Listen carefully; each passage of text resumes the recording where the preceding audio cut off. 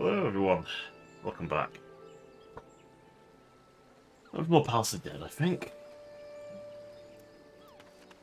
Last time we got not super far, but well, reasonably far, I'd say. Let's try and get a little further, shall we?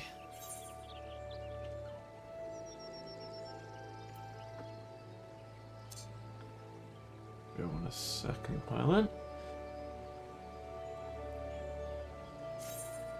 I would have started a little sooner if I hadn't realised. Well, if I had been smart and looked at. Excuse me, if I actually looked at whether I'd actually hit go live or not, which of course I didn't. It's very intelligent of me. Now, knowing my luck, I will drop immediately. But, hey, you know what? While I'm getting back into the flow, let's just drop one of these. Bit of a waste, I know, but I want to just get back into the flow of it. Besides, I probably need to build these up more anyway, so the further I can get, the further I can build those.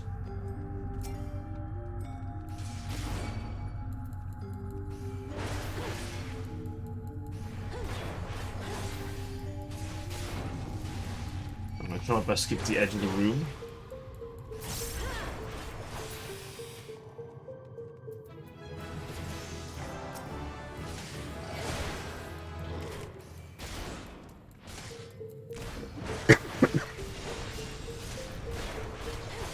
My apologies for not streaming yesterday. We had a bit of a very intense D&D game that sadly ended with all the fellas being sent to the void, as it were.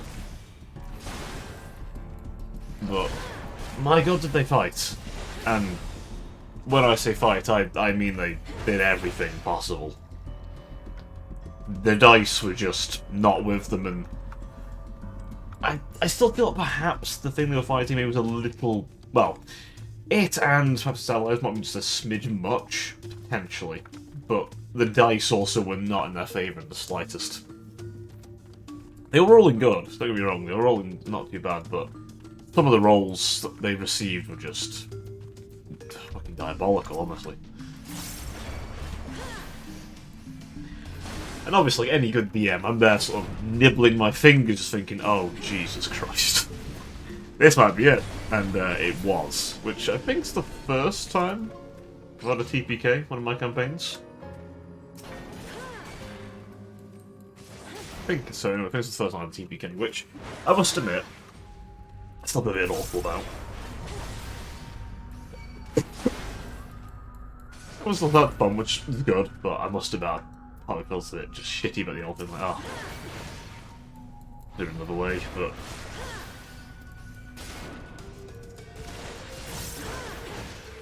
well, I suppose where some things end, new things can begin, and at the very least, we've already had an idea for what's next. The setting's got a little bit of lease of life in it, in the fact that prepare for the explosion. Oh, no, okay. The fact that essentially the next kind of campaign, essentially going for a sort of 47 Ronin kind of style. There's a sort of land to the distant east where the party will come from this time. It'll be in the same city, same cursed, bastardized city, but this time they're not really here for the city. Not even slightly. They're here for, well, they're here for a few things. Revenge, good point. Recovery of honour. And most importantly, rescuing a little something that's rather important to their master.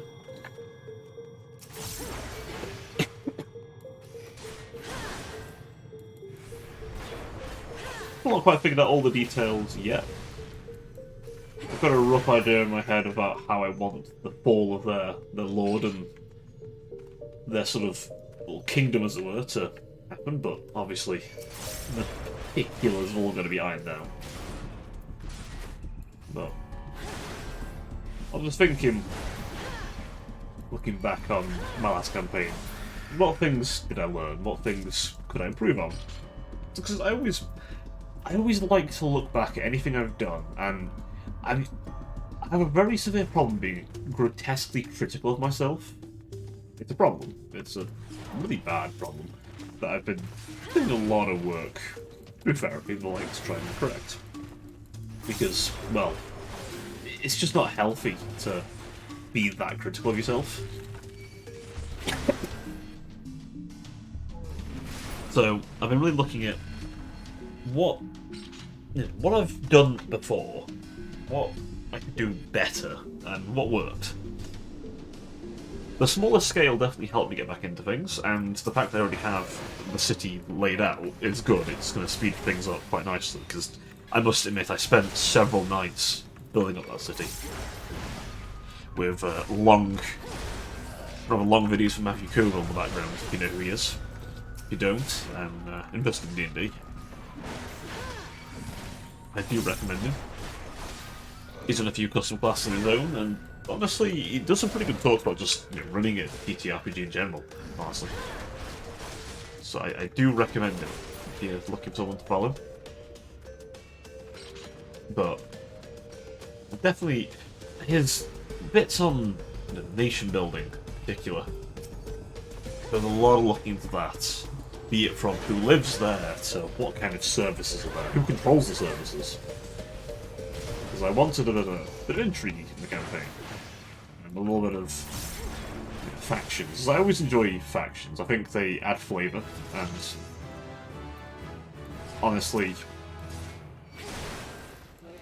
they also add an extra bit of tension to the voice.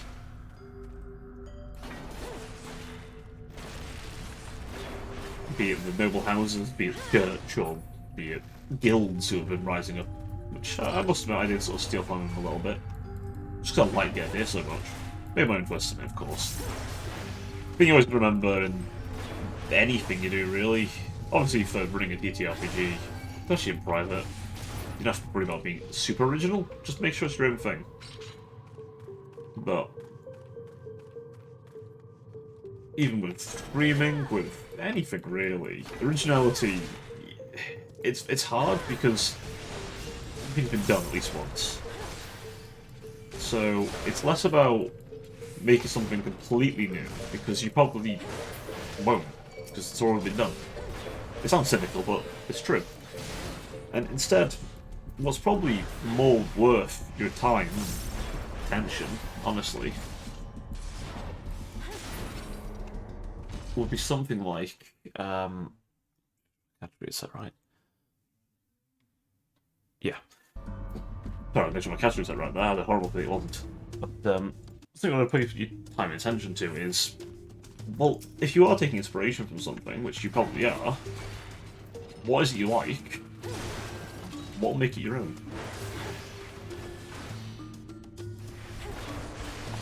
Because that's really the art that matters. What will make it yours?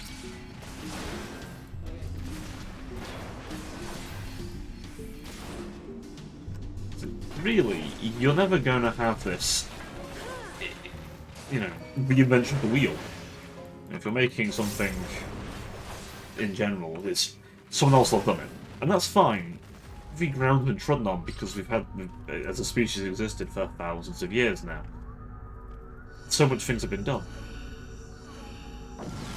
But the important step is to understand that and then go, right, but what can I do to make it mine? What can I do to make it something that is recognisably me?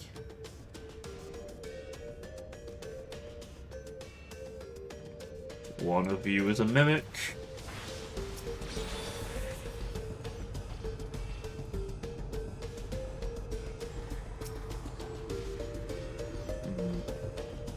But I think once you've got over that little hurdle, then you can just look at making whatever the hell you want then.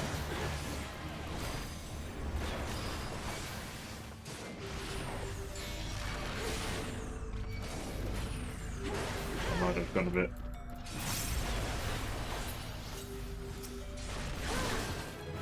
Let's see if I can overboard, shall we?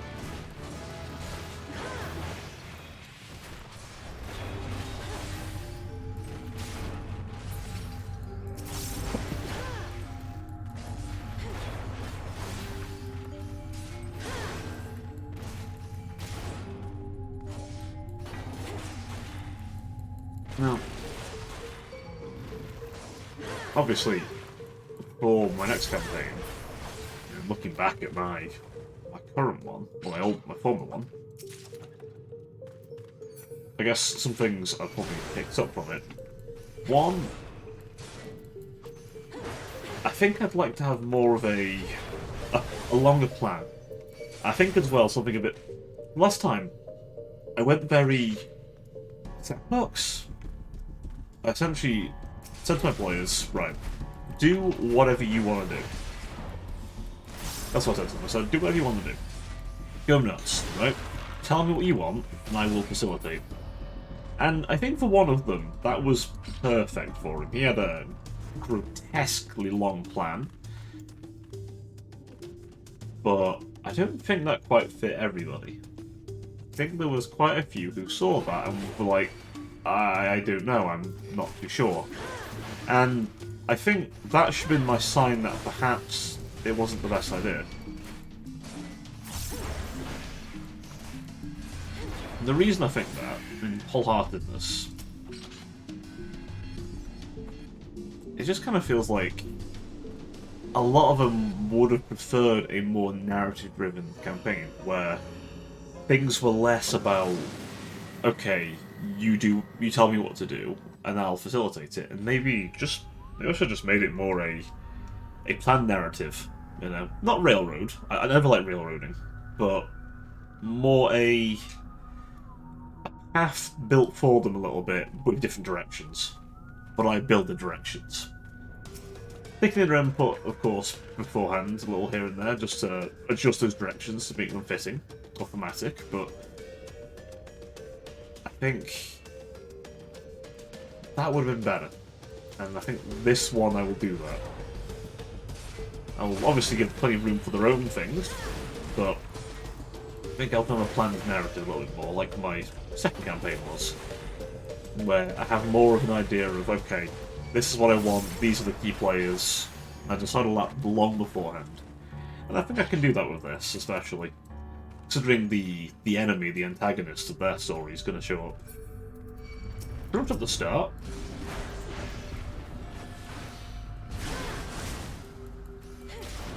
Considering... oh jeez, two of these, okay.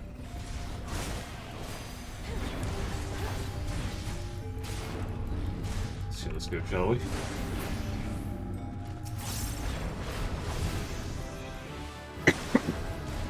Bunga bunga right now.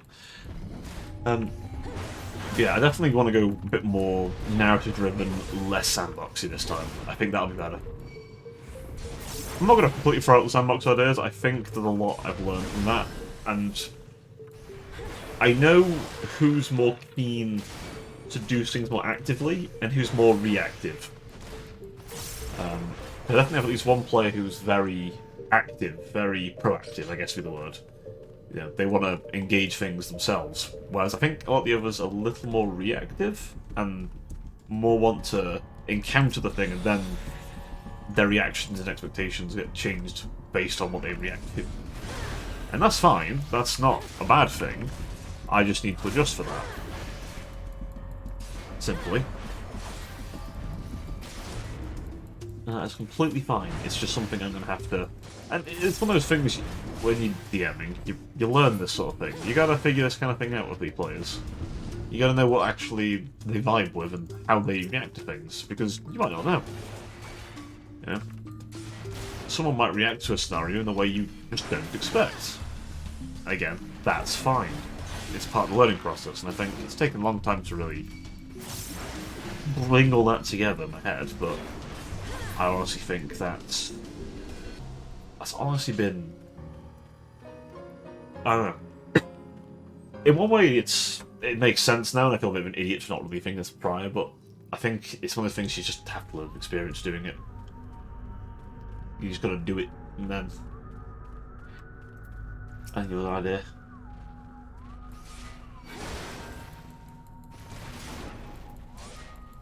Yeah, it's a lot of turtles.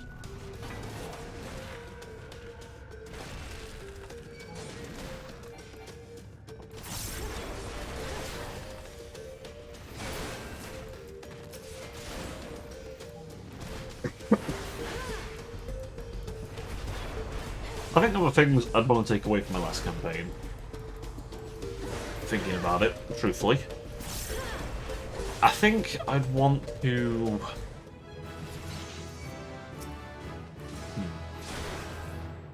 Oh. Nice little humming. That will save my ass.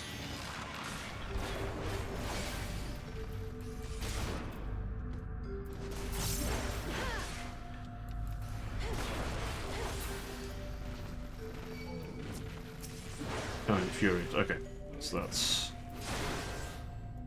Okay, so I got a couple of things by that.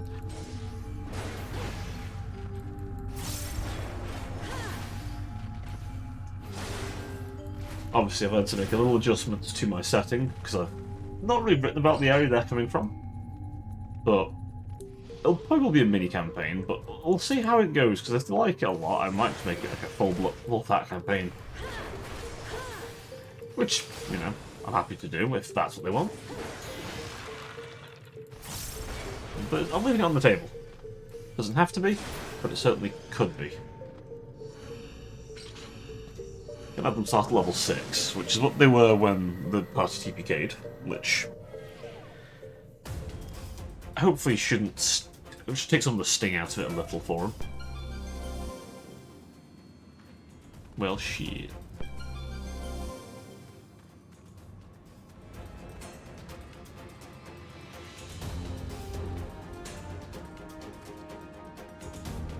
That's mine at all. Okay.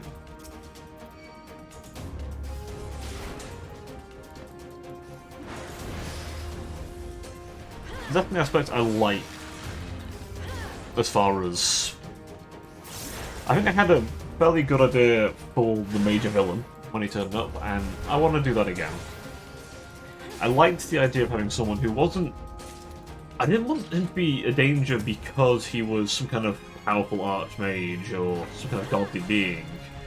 I wanted him to be dangerous in this instance because he had a lot of political power, he had a lot of clout, he had a lot of friend in high places that he could utilise.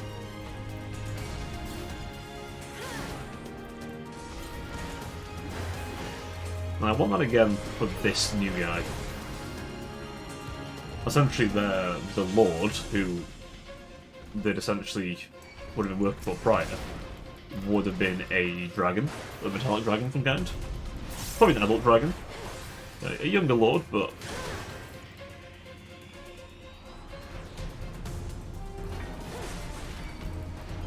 But essentially, this guy would have approached him with more tactics than, you know, raw power.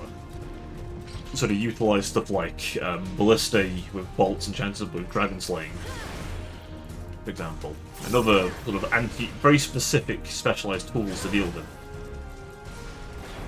So make him a dangerous threat, but a threat that the party at least could deal with.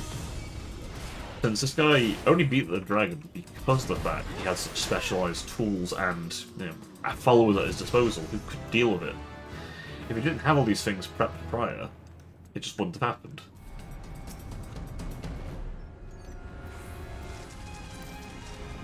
Go on, just like something there.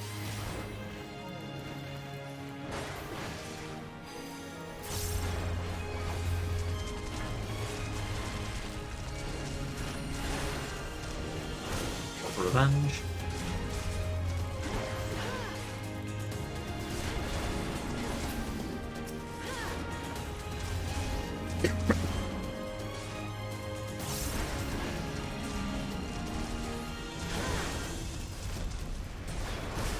The other thing I definitely want to do as well, as far as like party cohesion, I definitely want to make sure the other good reason for doing this, because essentially, going on that 47 Ronin idea, they are looked down upon by the people of their homeland.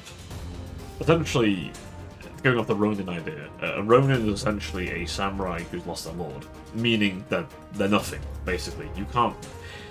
Think like a knight without a baron or a king to serve, you know. They're essentially a warrior with no purpose, a Ronin. They're normally not looked upon kindly because, well, simply put, most people think they're just mercenaries. drunkards and raiders. A lot of them just become that. Once their lord's gone, the people who they're supposed to protect aren't their people anymore. And the new regime coming in often won't want the old samurai because they're loyal to the end to their lord. And essentially, these guys would have lost said lord, but they'll be trying to recover an egg. Essentially, in my own setting to explain, dragons aren't born so much as they reincarnate. When they die, they turn to an egg, and essentially, that egg is what they're after. And because of this, they've come all the way to the city of Hitara, where the last party was. We'll definitely be references to them. It'll be sometime after, I think. I wasn't going to think people will die in the city, but I might slow down that side of things, because I want the city to be a backdrop now. This group probably wouldn't care much for the city itself, because it's not their mission. This isn't their land, this isn't their problem. It's not their fight.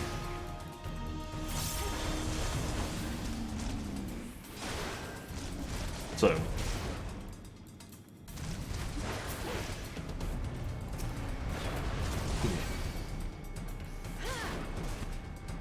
Christ, way more breathless than I should. Jesus. That's so going on apparently. It's oh, I've lost my complete trail of thought. Wonderful of my lungs to just decide this is their moment.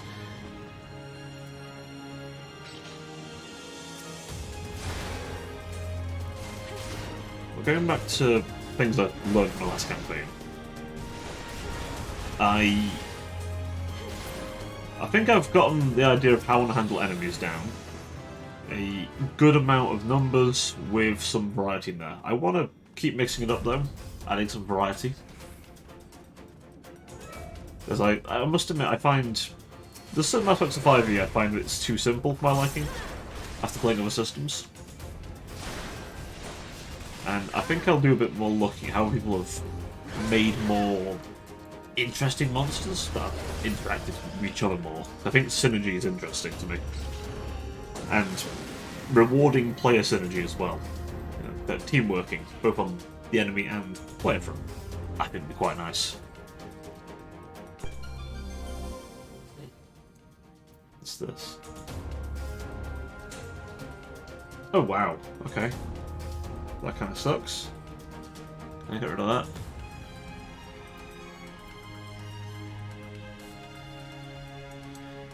That's fine, I'll drink one of these.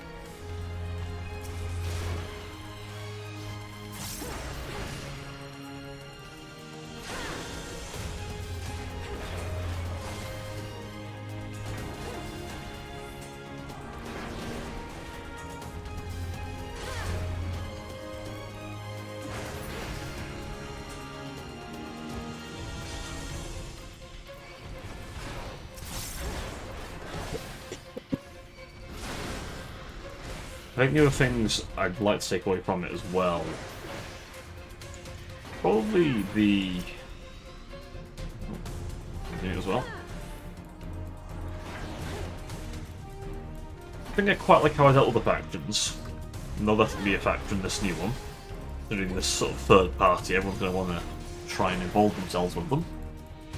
Just for the fact that, well, you're a third party, you've got no stakes in this, great. That means you've got no reason to turn on me. This is how they'd maybe think. Or maybe less turn on, but more, well, you don't want the city. Since there are a lot of factions vying for the city. It's not like it's a great city or anything, it's a terrible city. Absolute crap. But, you know, power is power. Powerful want more power.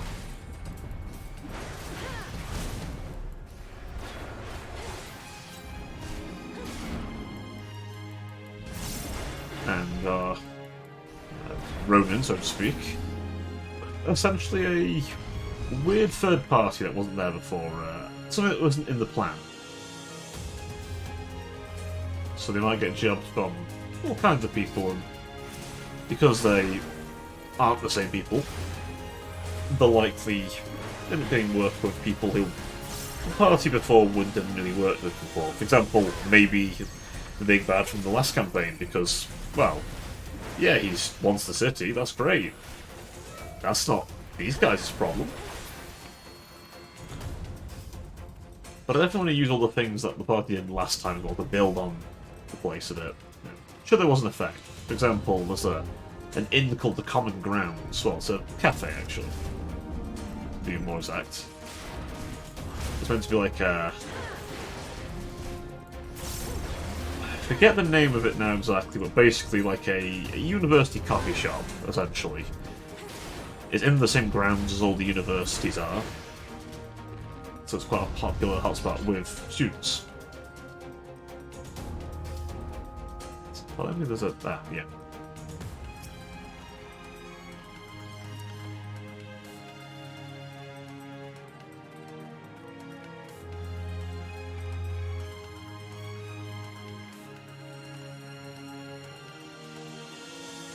That's about right, isn't it?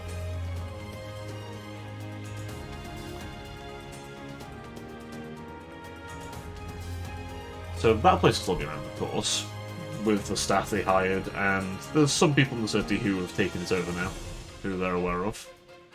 Well, the last party would have been aware of. These guys will have no idea. And probably, again, wouldn't give a shit. Because it's just not why they're there. Well, it'll be interesting to see how many of them do keep with the mission, if any of them do deviate. You know, they are essentially without any authority over them as far as powers that be, or their lord, so do whatever you want, technically. You don't have to do anything. But I'd like to think that everyone's going to play a character that wants to do something, because why would you travel across an inconceivable distance? And when I say inconceivable, I mean humongous distance.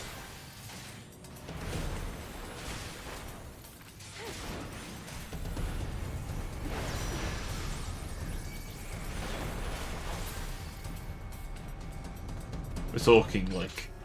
Imagine going from China or Japan the long way to America. That's the kind of distance we're talking here. Like, they've travelled a long way to be here. So, needless to say, anyone who's gone that distance is there for a damn reason. And a very good one at that.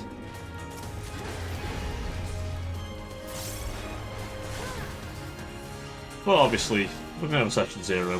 That's... I definitely think a Session 0 will be needed, just to really make sure everyone's on the same page. I've got at least 3 players. There was a 4th, but I must admit, I don't think he was really keen on it after a bit. I just wish he'd have told me. But he sort of just stopped turning up after a bit, and I just thought, well, okay. I kind of can't keep factoring you being here, and then you just not turning up and not saying anything to me. Because it's a bit of prep work, you know. People don't realise, if you really want to, like... There's some value for fun, of course. But the thing you gotta know is, with DMing, there's a lot of little bits. A lot of bits you gotta do. Now, thankfully, 5e I know quite well at this point, so there's not too many things that can come up that surprise me anymore. Because it's once you've done it a few times, you know the system. You know what you're getting into.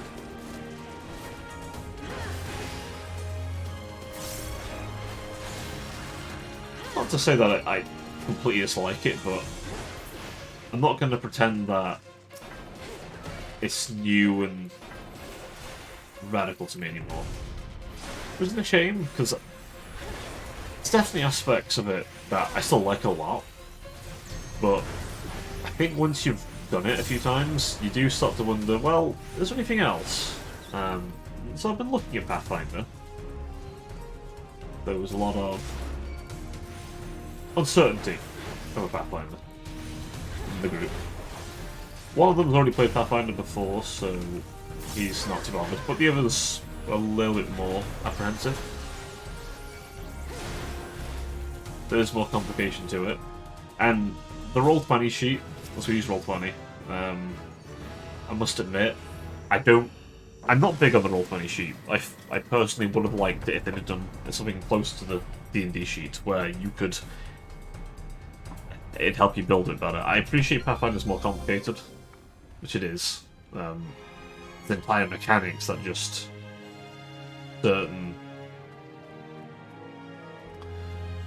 certain classes don't have, essentially.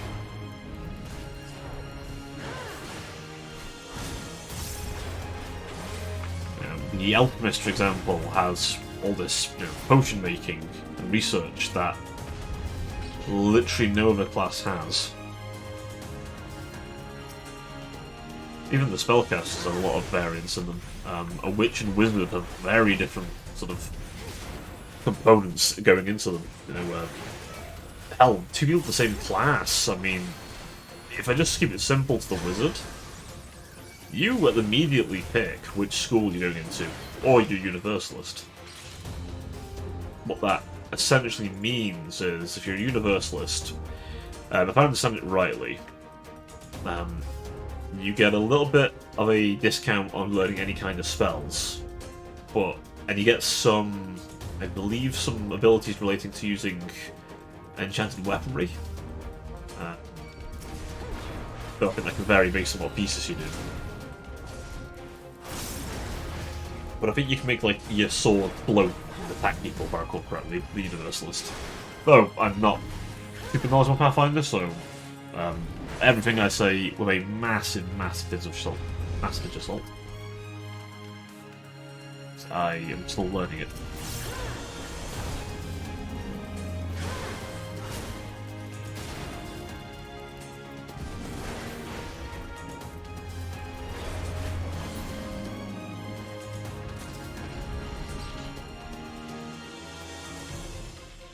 Okay, hopefully all these guys will help me enough to activate it.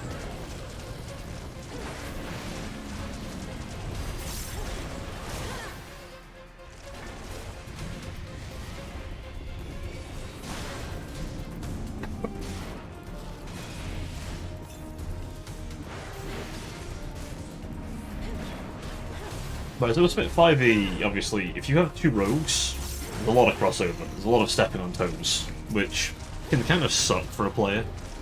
But obviously, you want to be able to do your own thing, you want to be... you want to have, like, a unique thing, and that's your thing.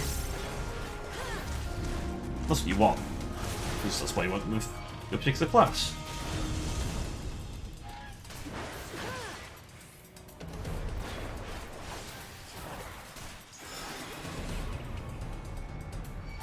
Oh yeah, Berserk ignores that. Ah, perfect.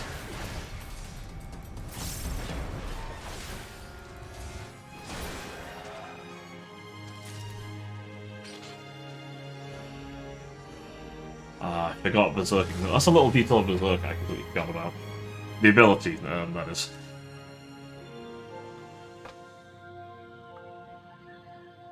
Okay, we'll get to these next couple of floors quickly.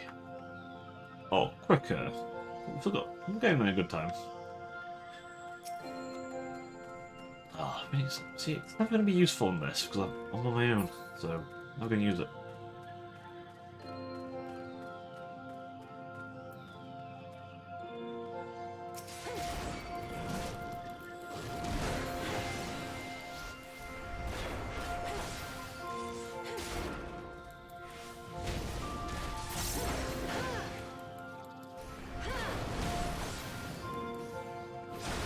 The other thing I was considering, at some point down the road, wouldn't mind doing a game of Dark Heresy. Again, that was pretty fun.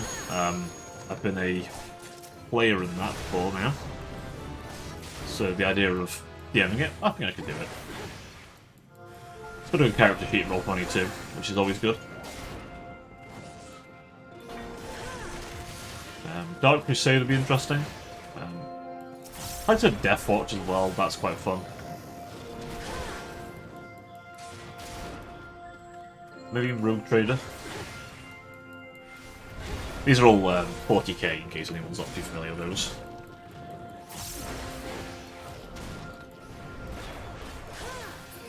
There we go.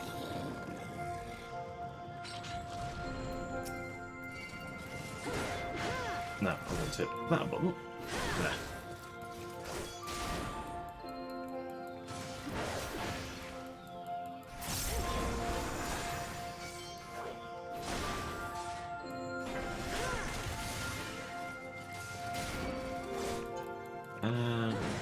There you go. Alright, fucker, let's go. Let's dance, shall we?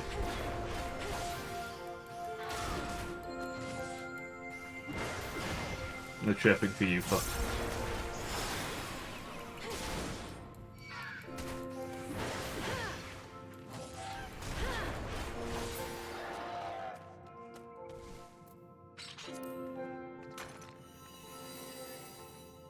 Okay.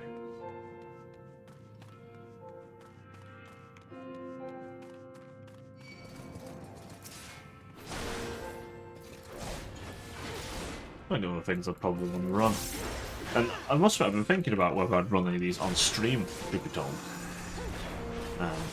Obviously depends on if my current players or if any people I do find who would be interested in that would want to run that. I've been DMing for a while now. Especially if it's 5e, I'm definitely pretty comfortable with that.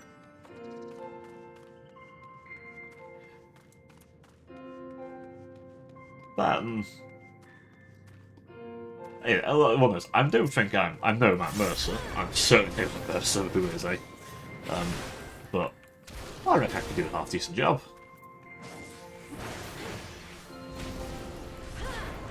Honestly. And it'd be quite fun to mix the two things together. Extremely in that. But it's something I'm thinking about. On the cards.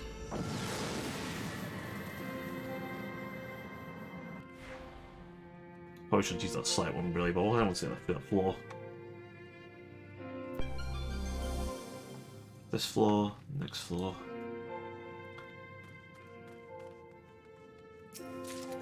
More potions, hanking up.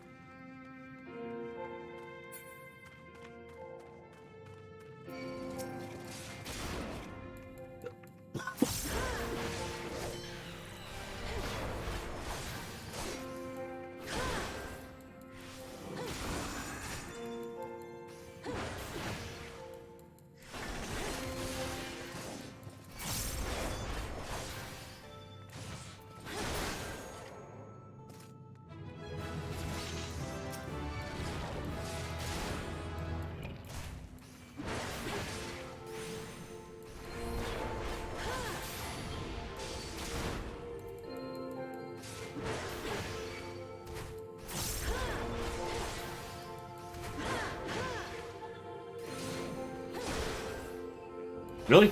How are you still? Fine, fine. That's fine. Okay. There's a gold chest in there. I'll claim it. Is that open now? I think it's open.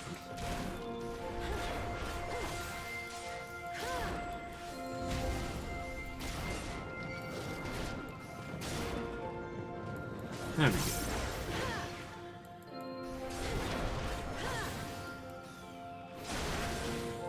A little blindness we can miss.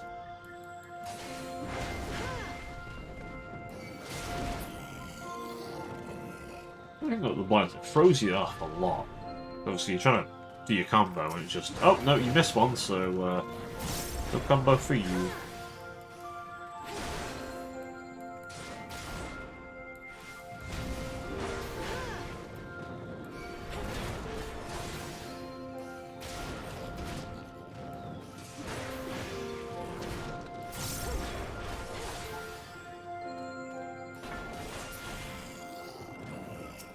Give me that.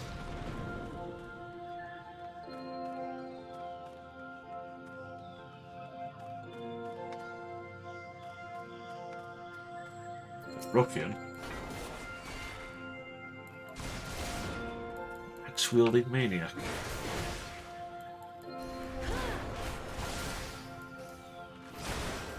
Well, shame there isn't one of those in this place.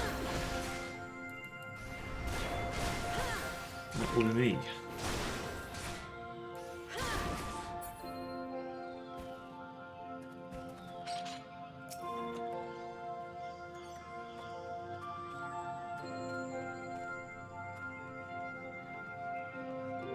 Oh, we dropped the chest, handy.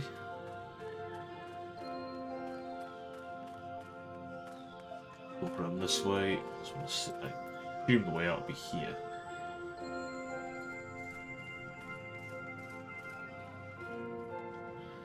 Yeah, it is. Oh. Fine, cube man.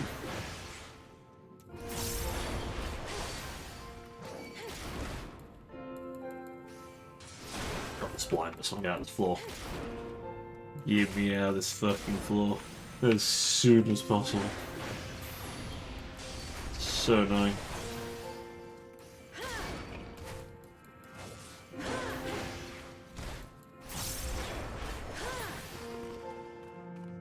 Okay, it's open. Find your safety, eh? That'll do me. Alright, we're almost at floor 30.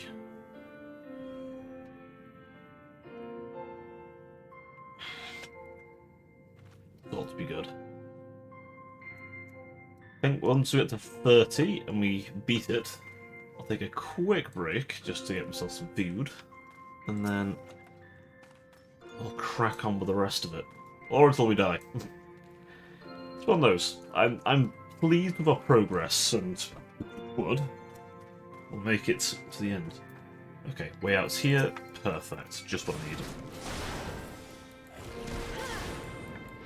Even if I don't get super far as the warrior, if I can build up enough Aether Pool of both arm and armor, then maybe a more fitting class. I'm aware the machinists are often lauded as the go-to. Red Mage as well, and I wouldn't mind playing Red Mage. Finished Endwalker as Red Mage, funnily enough. Would have done it as a Dark Knight if I hadn't done it for like the entire rest of the game, because I saw Dark Knight and I just thought, that looks awesome. Plus at the time I was over-leveled my Summoner, and after hearing Summoner was going to change, I just decided not to play it anymore. The way I saw it was, well, it's not going to be the same class anymore. Though, my grievance for Summoner at the minute, it feels very bare bones now, until you hit that, you know, later levels. Most of Shadowbringers, you just not really got much going on with it until you hit 80, and then you get the Phoenix. The most actual fun stuff turns up towards the very end.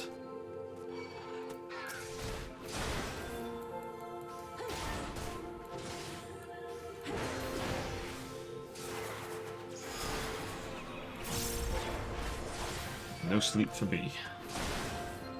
Get bent.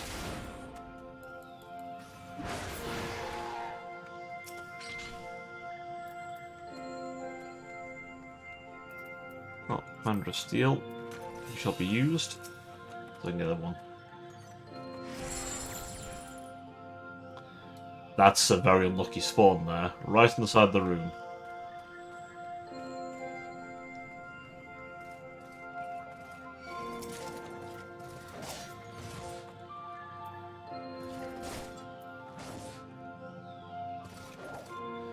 Just gonna wait till this is undone.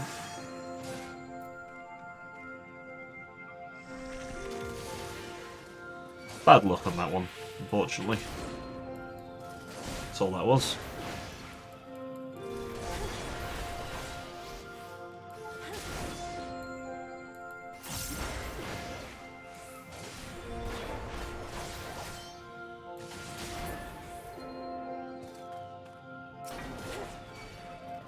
Over it.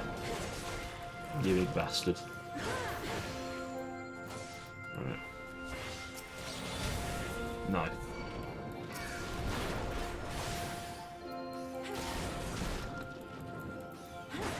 No chirping.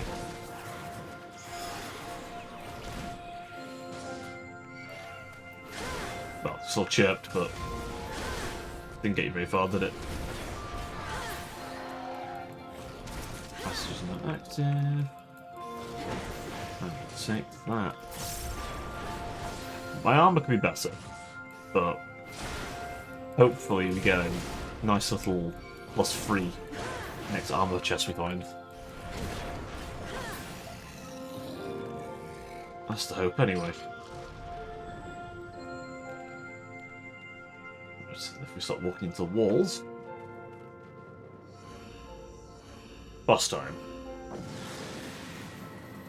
130. As far as I've gotten, it's completely solo, so...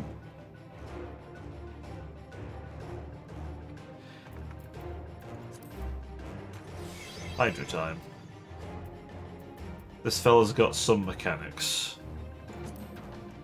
See if we can just blitz him now, shall we? Ah. Oh. No. Let's not do that.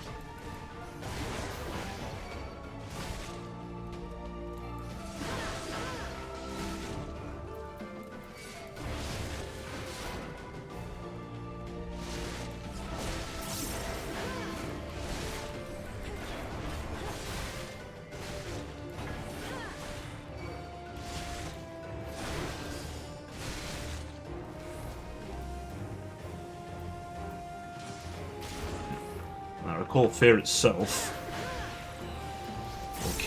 will do a lot of damage to anyone, not right 100. That's the main mechanic of this guy. Get around the edge, keep his little firestorm, well, his little permanent balls of fire on the edge of the arena. I think permanent. They're not truly permanent, but permanent enough. That and the ice. Bit of both.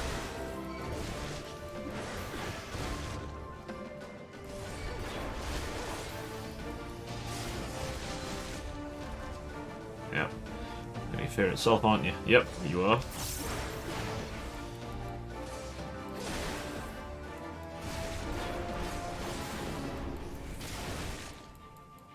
And let's lead you back to the edge again.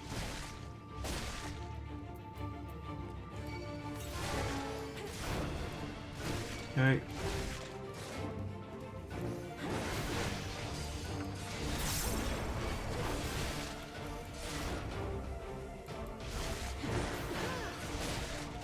Okay, that timing was good. Yeah, I don't know what I just did then. That was luck. If you're doing this yourself, I'd recommend probably go about that a bit differently. So just continue going around the circle, rather than risking what I just did then. Because that could backfire horribly.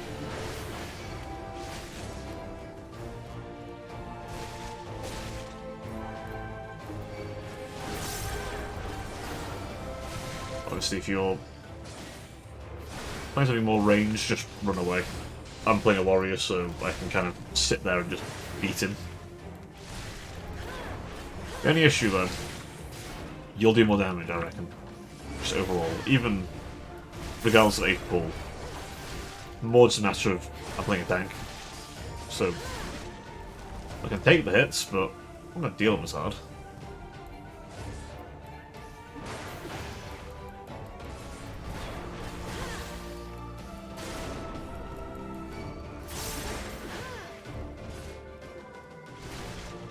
Just stand here.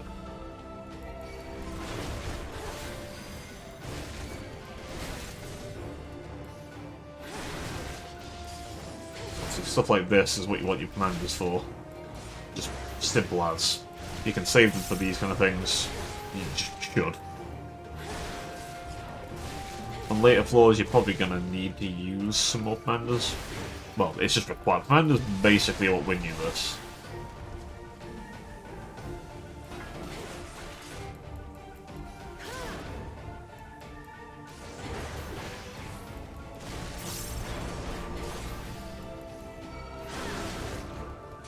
Start again from right next to the last one. As much damage mitigation as physically possible.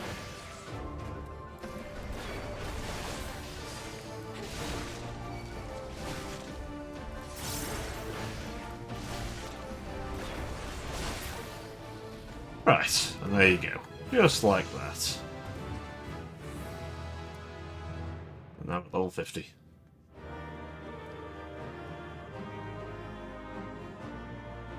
Now, Don't celebrate yet until you get to this point. Once you've got this far, then you can celebrate. Because at that point, you've actually gone through.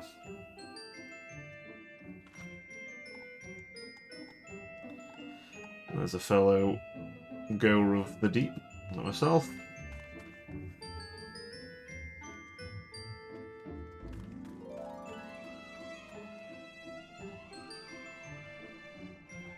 Now, what I'm going to do, chat, is going to be right back. I'd like to just get something to nibble. I shan't be too long, don't you worry. Please don't go anywhere. I'll be right back.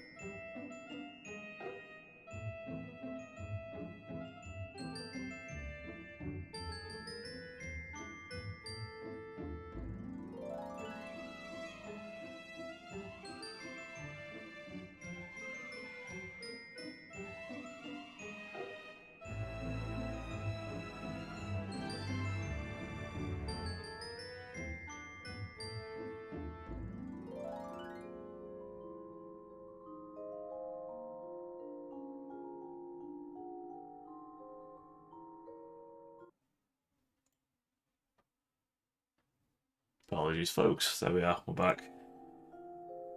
Should I quickly... quick something to eat? But something... a quick little rant about. I saw recently that... so, surprise! XQC's YouTube channel got taken down, which... I must admit, I was very surprised to see. I would like to wager, by the time you see this though, it'll probably back up. People that are as big as him, I don't imagine it's going to stay down. Unless they want to make an example out of him. Which, if that is the case, is interesting to me.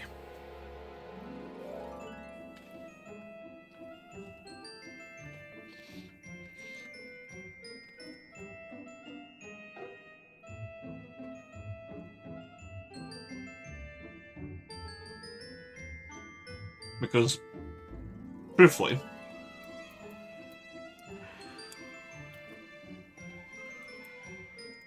I might just as well quick wander.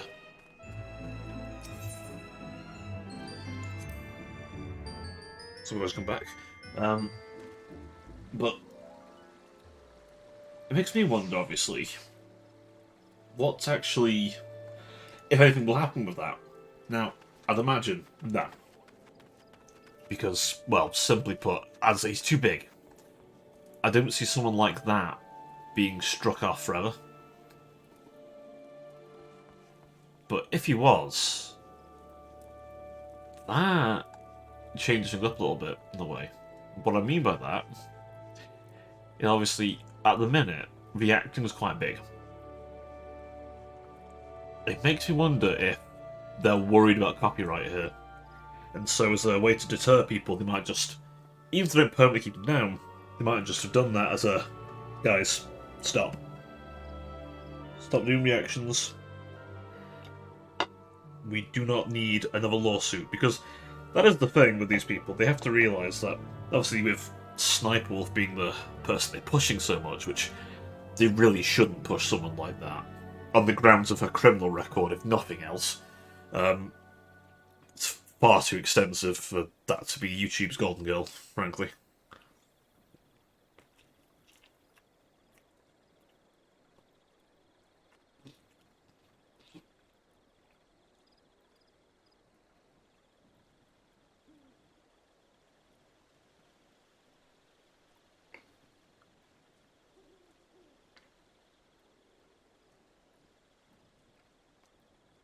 But I reckon it might just be a case someone just copyright claimed him. I partly just hope YouTube does make a statement of it then, because personally I find the React method to be a little lazy.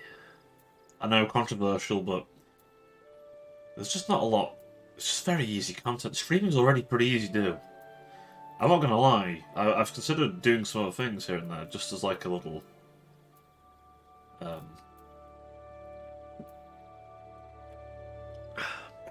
just kind of a mix it up a little bit, maybe some YouTube content in there. Obviously, I've been trying to make the clips into shorts, but we might make some more unique shorts or more interesting content for you guys. But also lets me learn a bit. And I started streaming because I wanted to get my chops into content creation in a way that I could approach, because I was new to this. And I'm sure there are times where I think, should I really keep doing this? Is it worth it? I still want to do it. And I have some big plans if I still want to keep doing it, but I don't want to invest yet. Like, beyond what I've already invested in it. Which is a bit, but nothing crazy.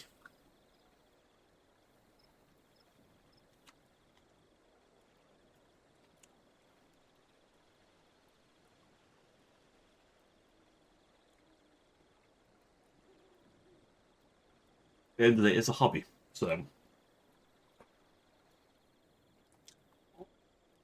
But it's a hobby I'm liking. It's certainly an odd hobby compared to other stuff I've had, but I guess in a weird way it lets me combine things I enjoy doing. And potentially someone seeing this. I'd be very surprised. But if someone is, great. If not, no. Can't look at these try it, can you? Better to try and fail than never try at all. So.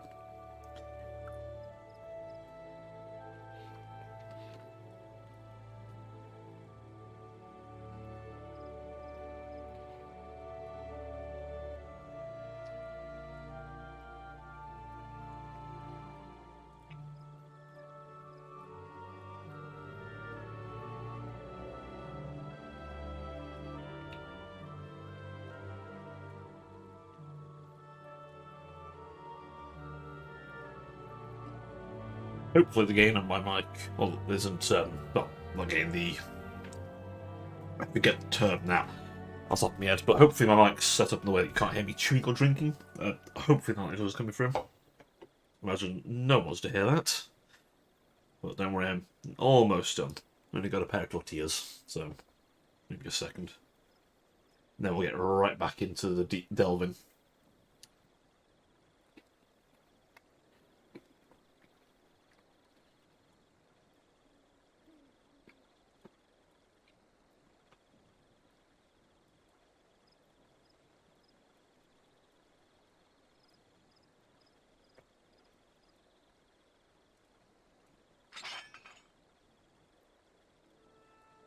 I must admit though, the React meta, it's something I've never fully understood why it became so big. I can kind of get the idea, like, you want to kind of watch it with someone, but... I don't know, it's kind of a risky thing to get into, to me, because you upset the wrong person and you've got a copyright claim on your hands, and those things are serious. Those are legal things. Now, don't be wrong. You should be very careful when issuing one of those, because it is a legal document. Like, I'd argue it's been made too easy nowadays to do it, to just file one. Because people need to really understand it. When you file a copyright claim, you're not just doing a small little goofy, haha, I don't like you. That's a legal document that could go to court that you are saying, I own that, how dare you? That could go to court. And I just think, why would you want to risk your career on that going to hell? Like, it's one thing to react to meme videos, right? Like, people who make meme videos want people to watch them. And they're kind of a culmination of other people's clips anyway. Maybe they made their own, but a lot of it are other people's clips mixed together. The big meme compilation. So, I doubt they're too upset, as long as people, hopefully, trafficked over there. But let's say you've made a long video that's detailed, that's really specific, right? It's really kind of, you've talked about JFK's assassination. I believe that was the one that kicked off a lot of the conversation again, though. It's weird, the React conversation comes and goes, like back when Jinx was a thing, if anyone remembers Jinx. Back when iDubbbz was actually interesting to watch.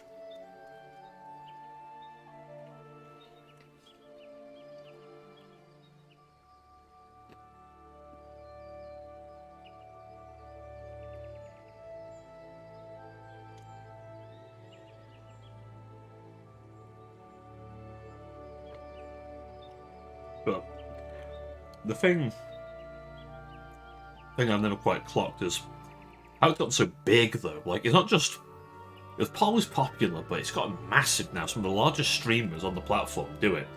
To thousands of people. I just think, one of these days, someone's going to decide that's not okay content anymore. I'm safe in a way. People say, oh, gaming's the same. Not really. Because you can interact with gaming. I can decide how my character looks in front of you right now. I can decide what I do in this game. There's a lot in... Well, this game in particular, there's a lot in it. 14's quite a big bag. I'm choosing Deep Dungeons as my go-to. Partly because I want to be able to get to the end of Palace of Dead, but also... It's just... I've heard good things about the community around Deep Dungeons, honestly, and I wouldn't mind getting involved there. Sounds nice, honestly. So that, and hopefully maybe my journey's helping someone else who's trying to do it themselves. That's a nice thing to think about, that maybe watching me struggle is making it easy for someone else. One can hope. Do a bit of good while I'm at it, you know. God forbid.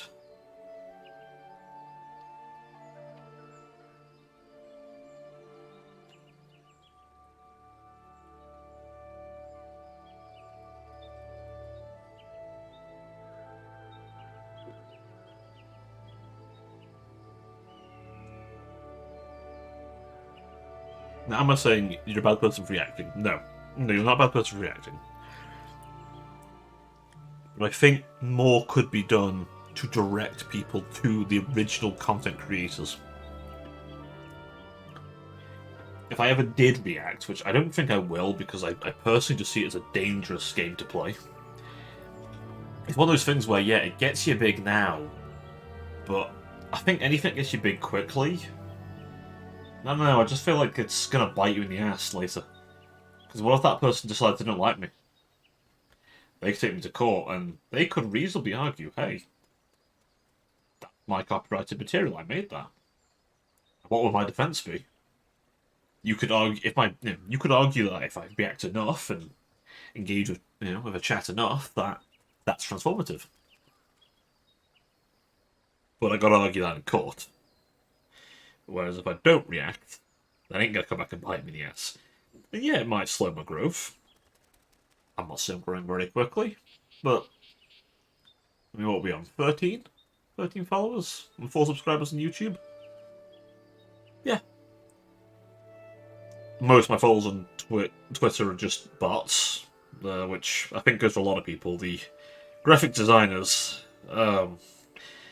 If someone's a legitimate graphic designer, by the way, I respect your craft as I do to any artist. But there's some people who claim to be graphic designers or claim to be artists who, well, I don't know if they're actually people, they're just bots, but yeah. If they follow you, I don't recommend following them back. They'll immediately message you and bother you and just like, oh god, no, no. I made the mistake once. Twice, actually. Don't recommend.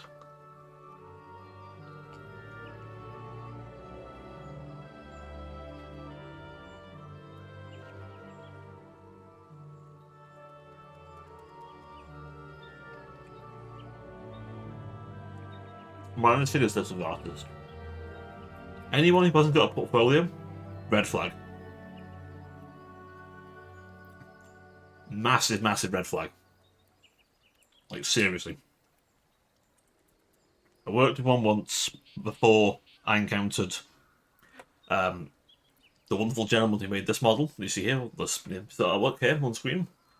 My two PNGs. Both made by the same person. They were fantastic. They had a portfolio. And they were very... One, shockingly quick, but also... I mean, just look at what I got in like a week. It's impressive, honestly. But he was a legitimate artist. The person before that claims they could do a lot, and then I don't know, they didn't even agree on any money or anything prior, and just sort of started randomly demanding prices. It was a bad experience. It put me off for a while, but then came to the next guy. Fantastic experience. Really rate the guy. Do check him out on Instagram, because seriously, I have nothing but good things to say about that guy.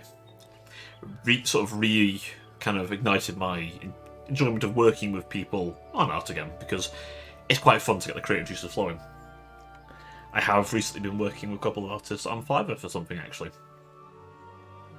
The only reason I've not posted them, because they're really good at bits of art, I've not posted them yet, because I want to keep it a secret for now. Obviously, if you go on the right place on Fiverr, you might be able to see them. So I've given them glowing reviews, because frankly, they deserve glowing reviews as well. But I've got a little something planned, and it'll really depend on how I feel in April, I think. I like to hope by then I've got more of an audience, but it may never happen. We'll see. April's kind of like a point where I decide if I make a further investment that could blow things up a little bit. Could do nothing. So we'll have to see.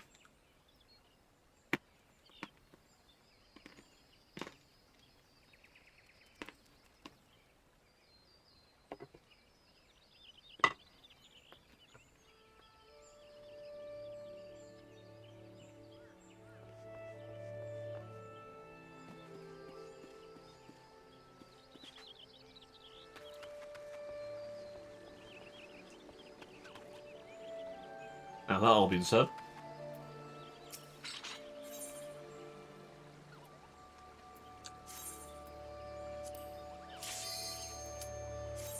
let's go to floor 31.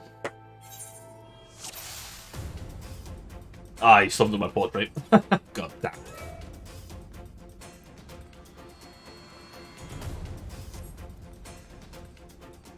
Now I have been to these floors with a group before.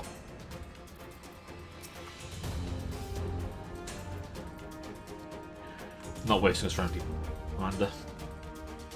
Really valuable.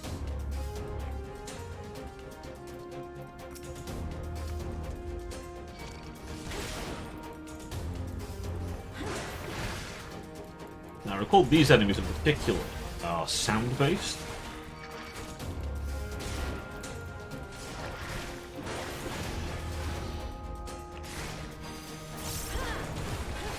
Oh, yeah, I've got that now, haven't I? Yeah, I need to weave that in more.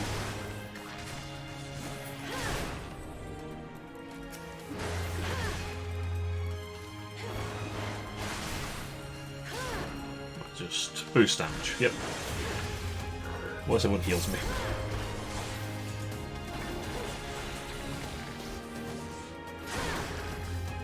I fucking dodged it. You son of a bitch.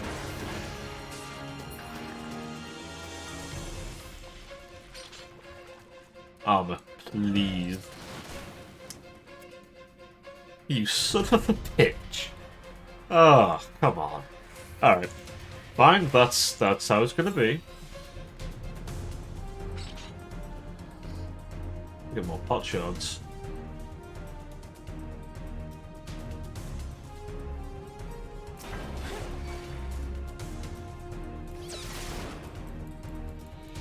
Nightmare body.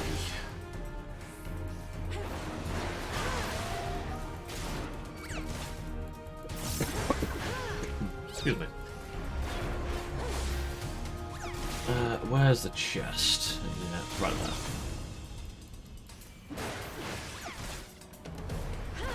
I wonder if it's probably undead rule that I've seen quite often where they'll target you more on low health. So I've seen that quite a bit, where a lot more undead enemies will target you just because you have no health.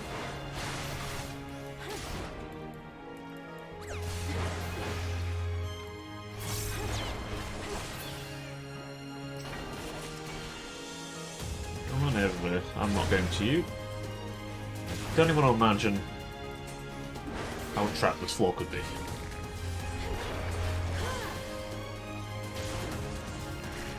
Now, that could screw me over here. With my damage.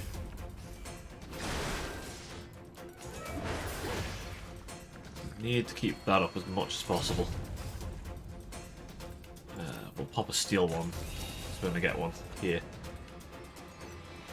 I was hoping for something a bit more I can save for later.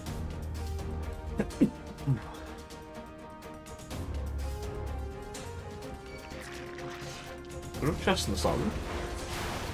Just missed it.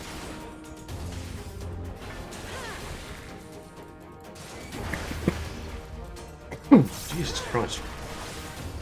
Yep, I was fine the other day, and then of course, just brought out screaming, I'm coughing and sneezing and just dying apparently.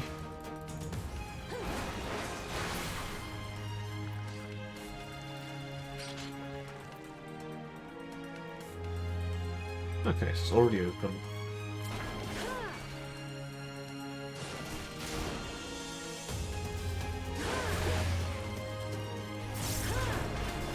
Ideally, I need to try and get to 60.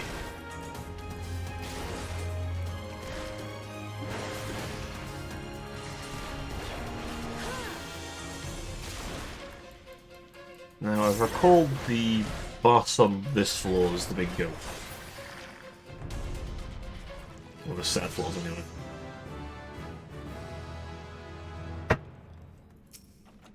Under sight. Oh no.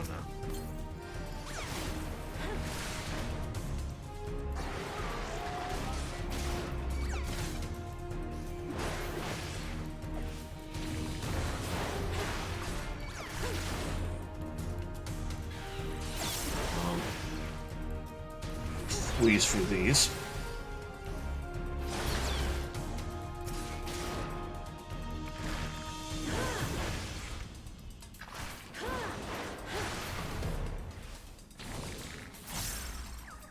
I've got that now. Fantastic. Give myself some rage.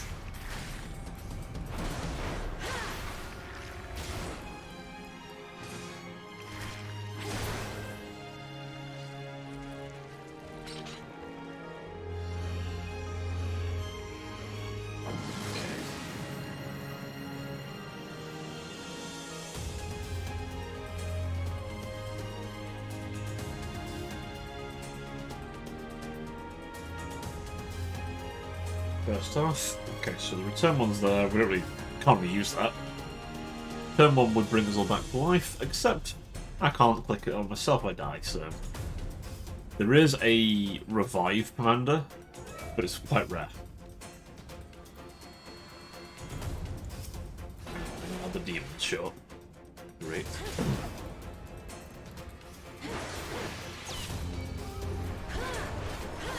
Deal.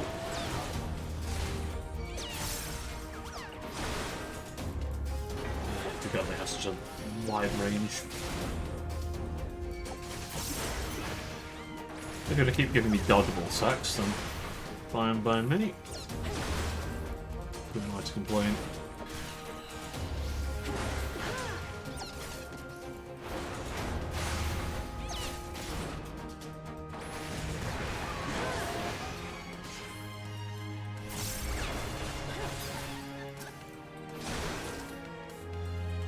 Nope.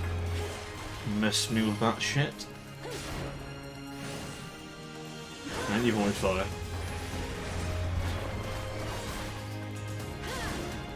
I ain't dealing with it.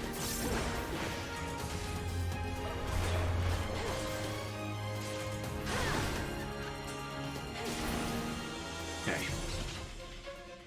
Under a flight. Not the best, but Bill's ogre. One trick.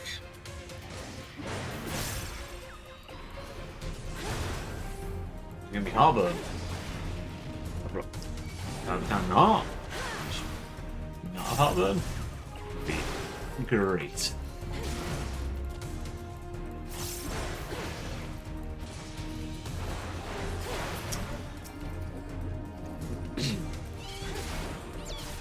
That was a risk.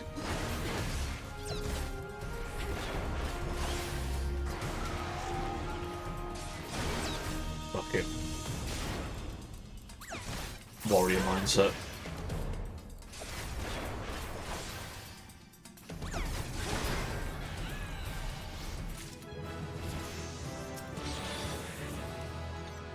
Well, we're hitting hard. It's just a shame our armor's not going to be being handling it. So, there's its fangs. Oh no.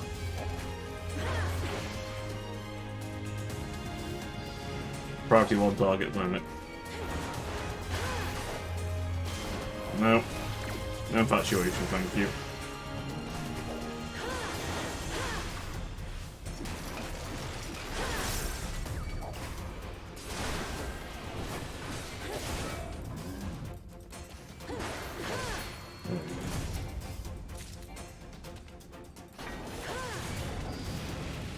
Yep, on these floors.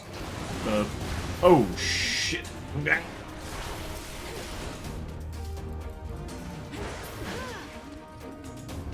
Oof.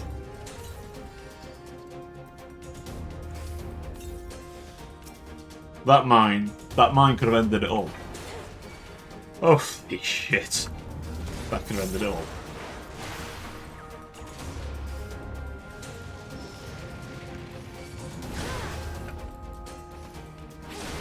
Speaking of ending things, for anyone worried about me ending Lies of P, in case anyone is actually watching that series, I will not be. I intend to finish it, if possible. Though, we'll have to see. I may switch things up.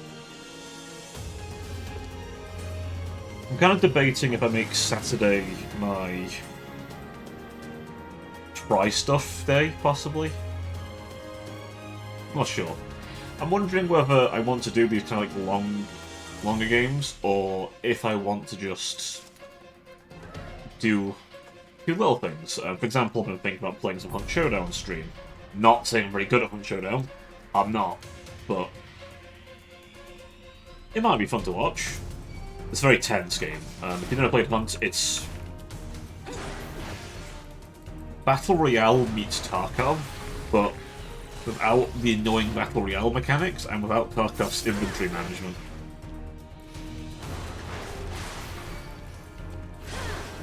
But I rate it. Honestly, I do. But I will say, not everyone will like the game you're playing. You might like watching it, but you might not like the game playing it. And that's fine. It really is not a game for everyone. Because, truth be told, it's just a very difficult game to get into. The learning curve's insane. And I think if we're going to be reasonable here,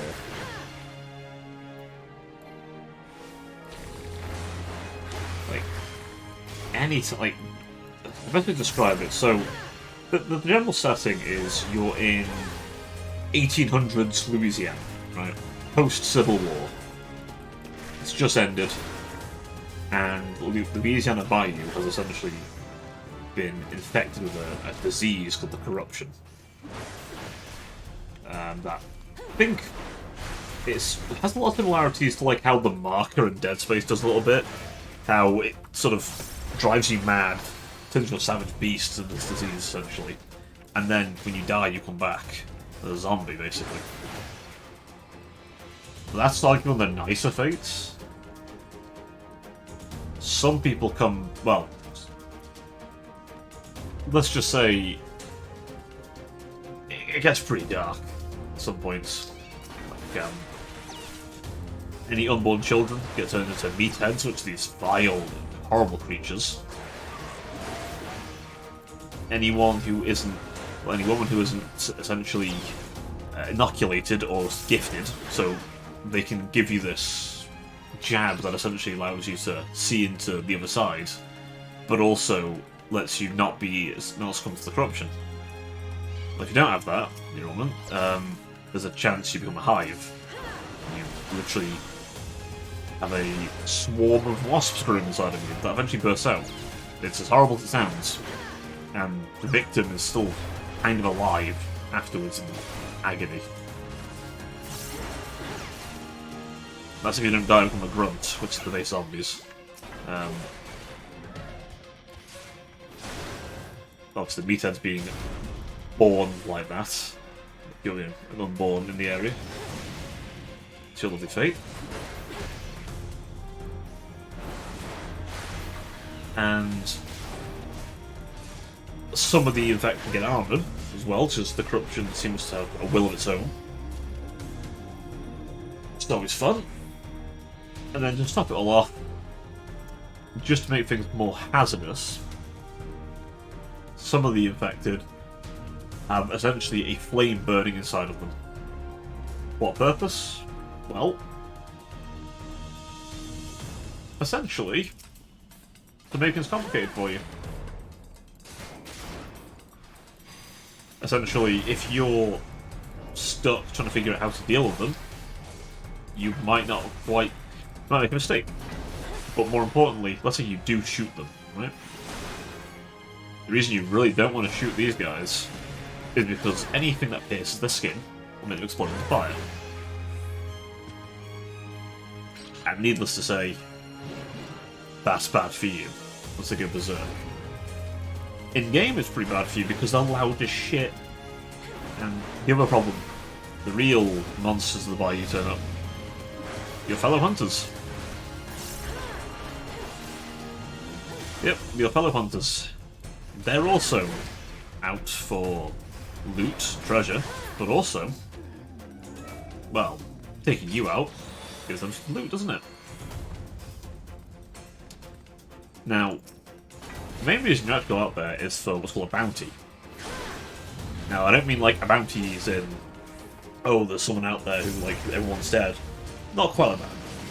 A bounty token, in this case, is a item that drops from bosses that appear in the world. These bosses are, for the most part, bar one, former humans twisted and contorted into monsters. Though it can vary a bit. So, like, the Butcher was a meathead that a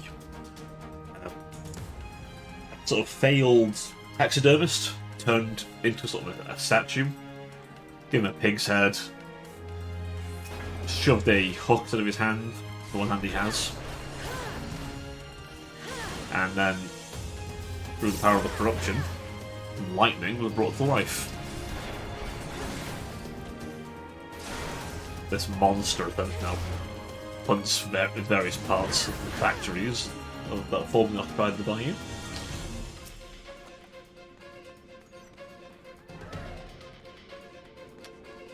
On top of this, you've got things like the spider. The spider is called that because of how it looks.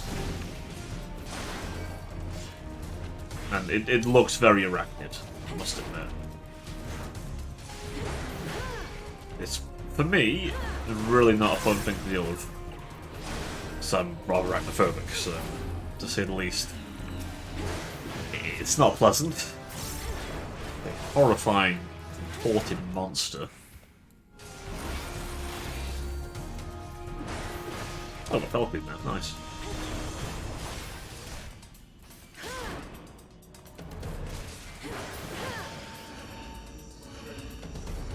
Get out of here. Thank you.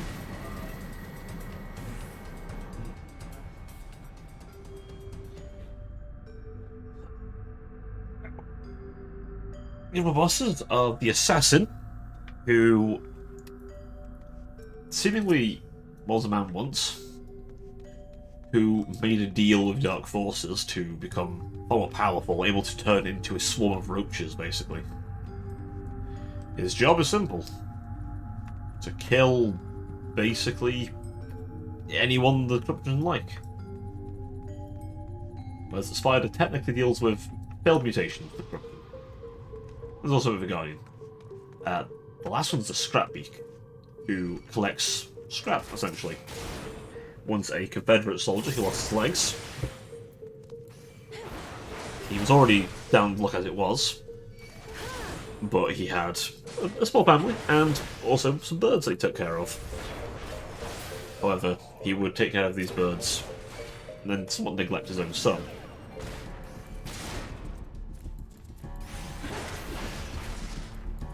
His son didn't like that. So his son killed the birds.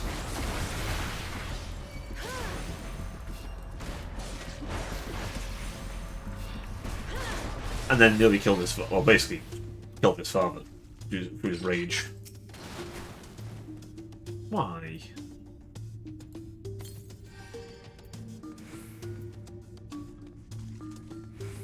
I just want some more armour.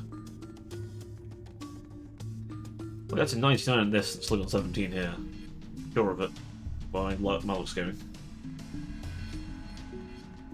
Come back here.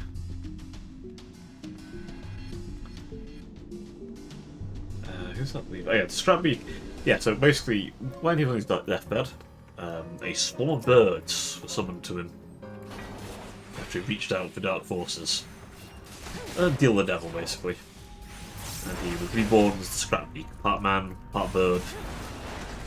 All fucked up abomination. But his purpose was to collect scrap. Now the guy in life did this quite a lot. Like bits and bobs they'd use. But essentially now he uses those bits to armour up some of the infected to make the armoured. In some cases he'll put barbed wire on them too. So normally the armoured, when you cancel them, you want to melee them.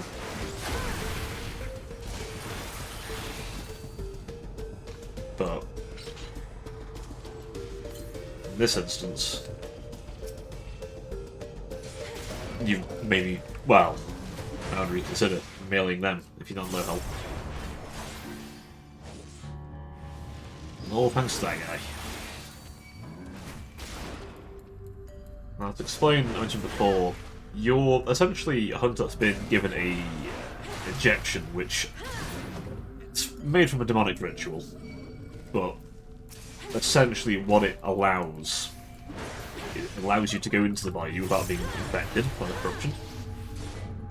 It lets you use dark sight, which lets you find clues as well. These clues are essential to finding where the boss is hiding quickly. You can definitely find them on your own, but these clues are important. Also, you get rewarded for closing them, because they essentially are connected to the other world, where the corruption comes from.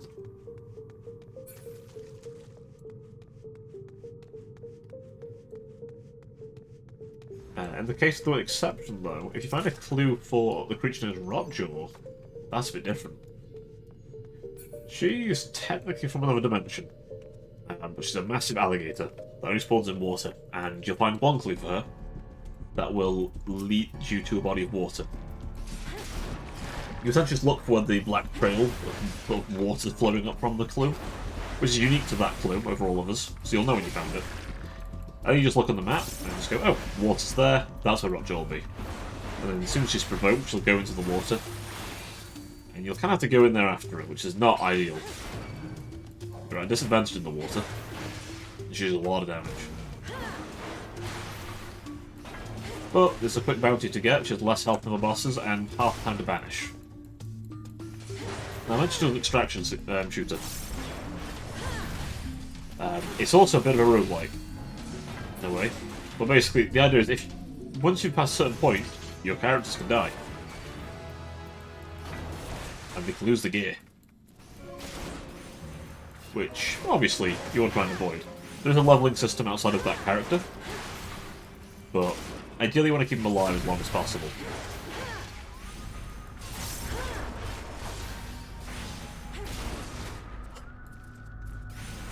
Once you've kept them alive a bit, you give them some perks, give them some fancy gear, and maybe it'll last long enough to be able to retire them. When you retire them, you get a load of XP, which will help you along. There's also a prestige system. I'm not too familiar with why you want prestige. I imagine you get some bonuses from it. Plus, a lot of players like to want to play with you when you've prestiged. I will say, the community behind Hunt is maybe a little... I don't know. They're not toxic, but they're not very new player friendly. I think, anyway.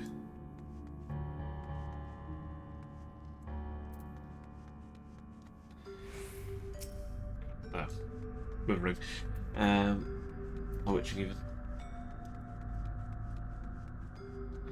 But yeah, it's kind of... It's a bit of an issue, I think, because it sort of makes it a bit harder for new players. A lot of players on Hunt are long-time players. There's some new ones, the Steam sale, which made like 10 quid for the main game and a couple of DLC, which I recommend if you do want to get in the game, because 10 quid, and it's all your regional equivalent. A lot cheaper than what it normally is. What I'd also recommend as well if you do want to get into the game, make sure you've got a pair of headphones, and make sure they're like half-decent headphones. Basically, can they do audio where if I'm speaking into one side, you could hear it in the left ear, on the other side of the right ear. You know, I forget the name of it, but directional audio. Make sure it can do that.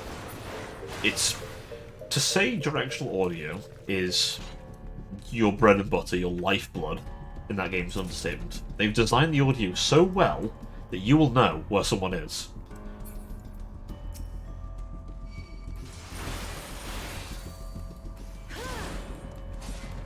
And how noisy you are is really important. You hear some people at the start of the game and they'll be firing off their guns, and here's the thing, this back in the old days, guns are loud and they're clunky. You know, you're dealing with revolvers where you have to put the hammer back every time you fire, with lever action rifles, and Springfields, that kind of thing. Think cowboy weapons, right? No, shit. It's not ideal.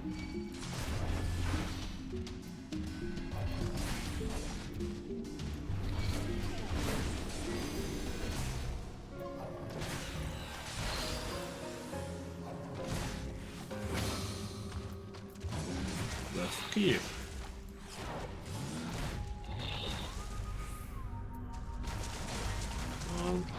Fire off.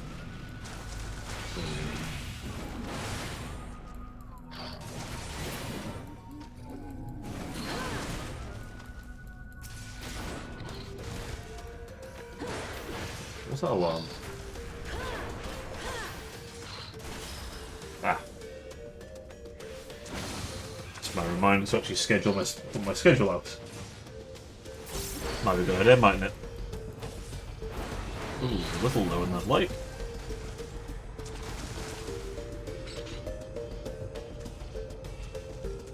That could have been ruined. Where was I? Yeah. With Hunt, audio is so vital to your survival that if you don't have good audio setup, you might not want to play the game. I'm serious when I say this. The audio is so useful. It saved my life so many times in that game.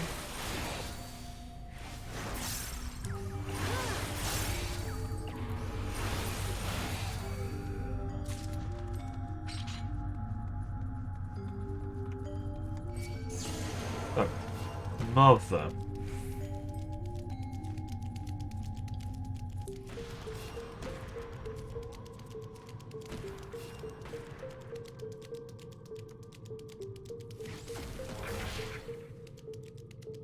Good.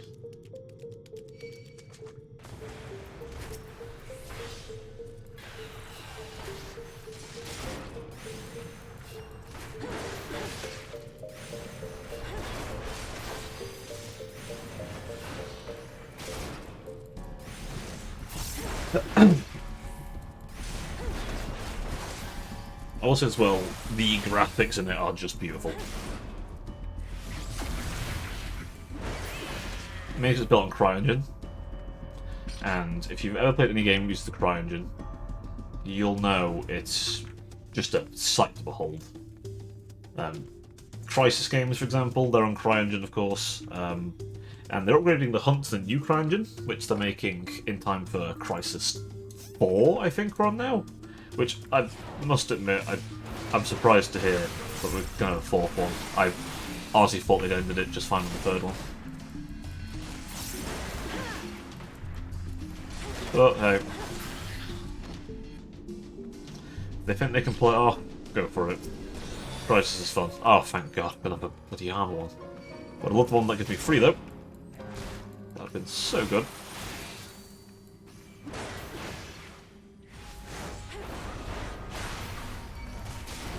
I think what I'll do is we'll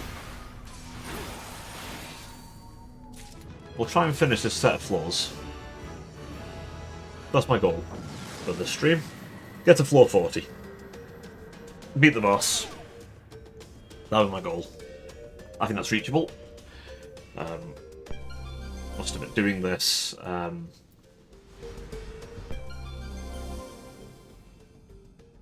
Oh!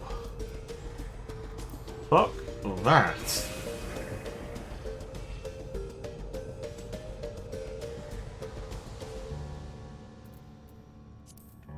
Time constraint. Okay. This room over here is going to be good then. Thank you for the sight back.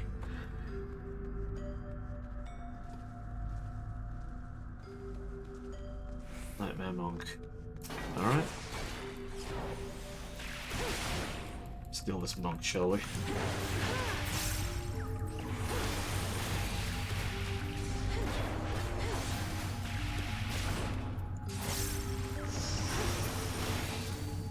No, no sucking. Oh, damn, 32.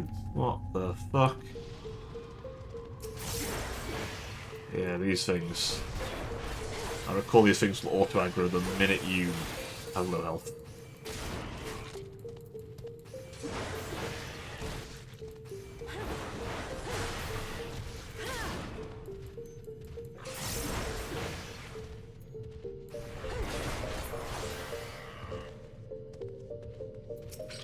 Well, now I can actually see where all the traps are. I'm just going to run in and fight them all. Play it safe anymore.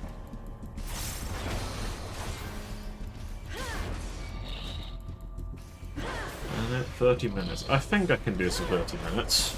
I sure hope I can, anyway.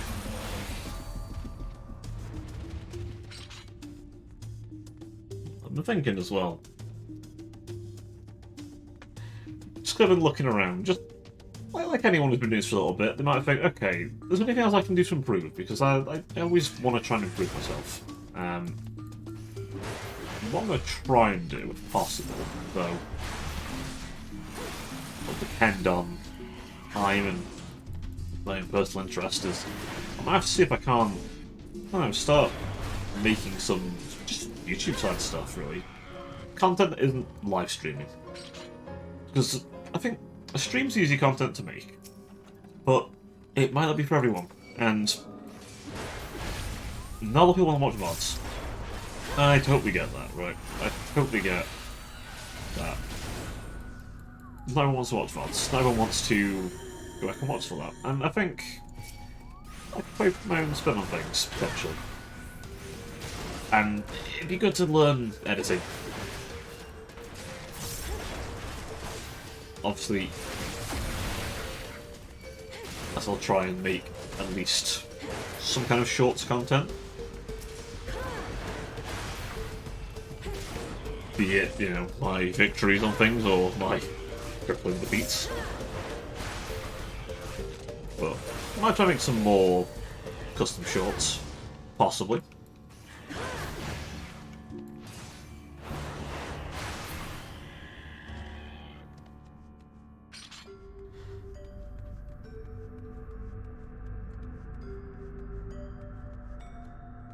But it's just finding that your own style, really, these kind of things, and in truth, I'm not 100% certain what I want to do with a lot of them. Are you going to agree with me? You are. Yeah. Fine. Good on you.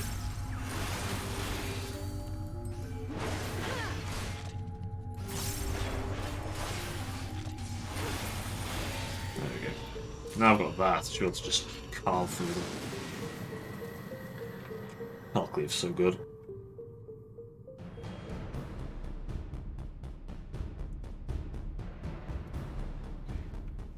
Or 37.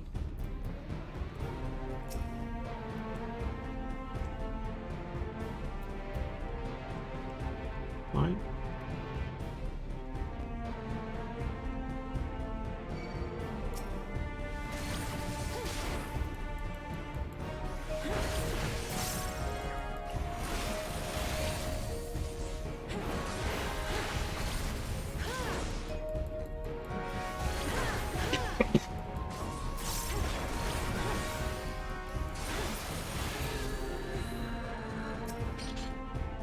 Not bad.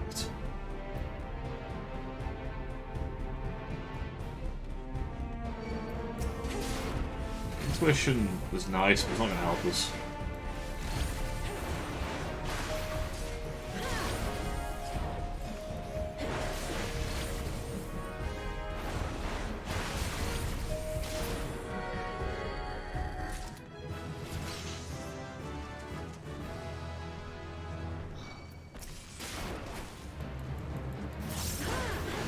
Ah, lovely, one of you.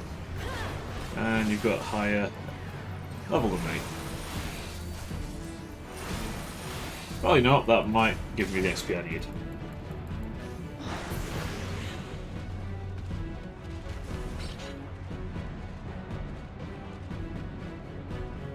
Find the way out. It's that way, so I'm presuming it's over there, so...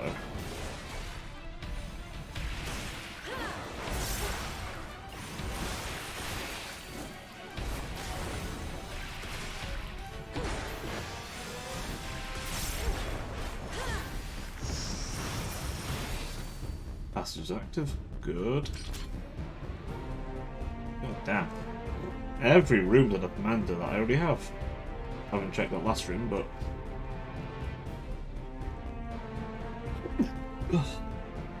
No.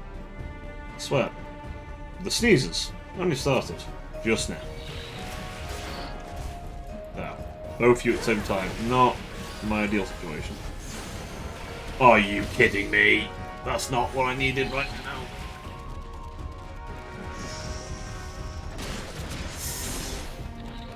Oh no. Oh no, please. Oh no, game, please. Don't fuck me like this. Okay. I'm going back to...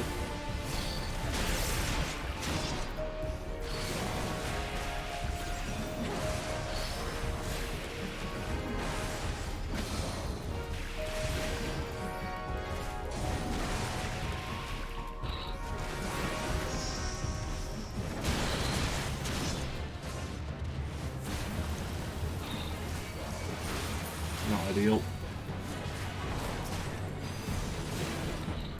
Panic mode. Oh. Well, I found what I wanted in my, F1. Holy. That was a clench and a half.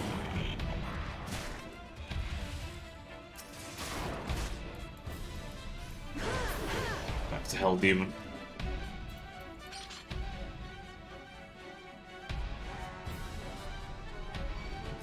Fuck you. Fine. Let's just kill you quickly.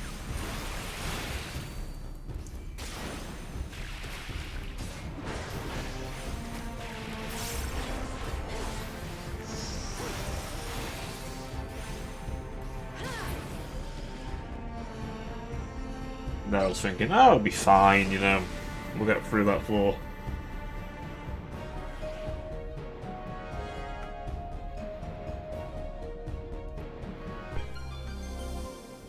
Auto heal disabled? Oh, fuck me. Oh. Kind of rage it is.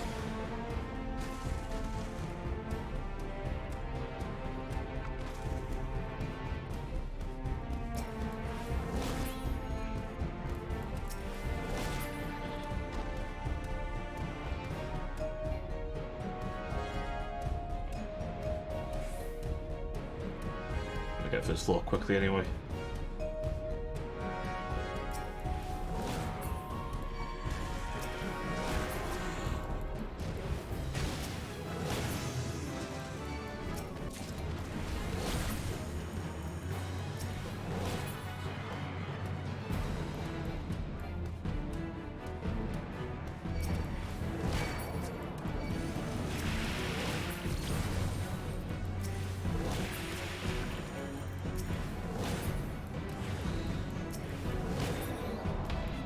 Well, couldn't happen better time, I suppose. Oh. Well, never mind. Okay, we've got that at least now.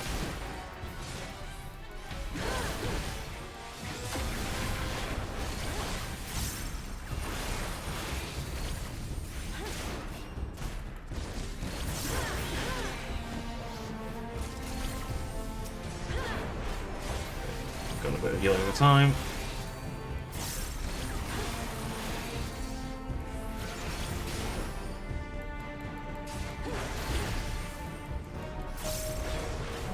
Yeah, that raw intuition, goddamn, it's such a lifesaver.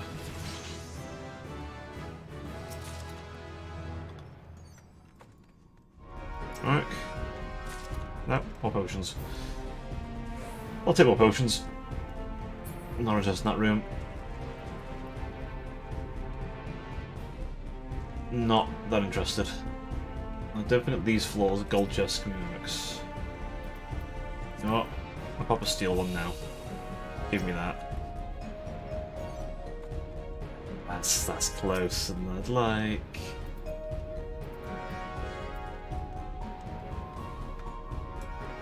Oh.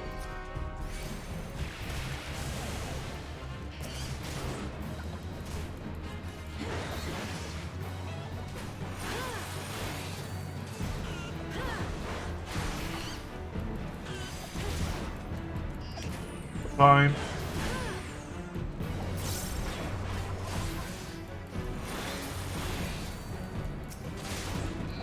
Where's it transformed for long?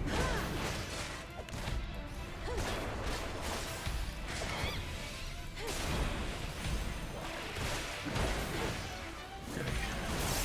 Full damage again. Wrong collision. Carry me through this.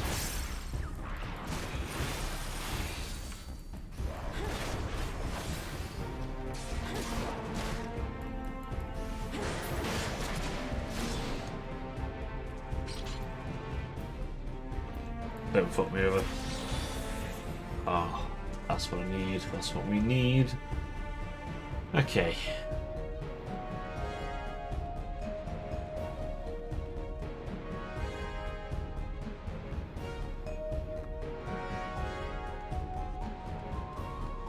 We're getting to floor 40. We're getting to floor 40, no matter what. You hear me? No matter what, we're getting there.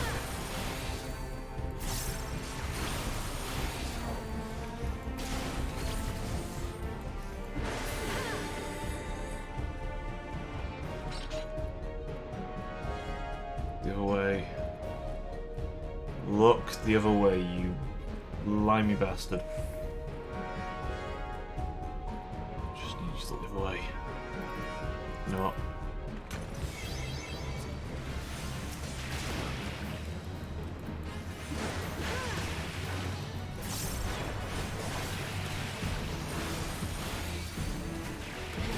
Shit. Not ideal.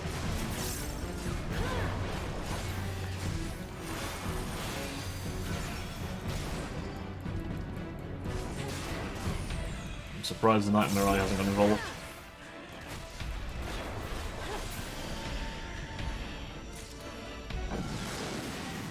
More resources than I'd like to use there, but time's running a bit low.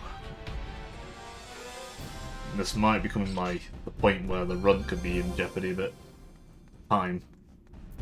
Well, sight. Okay.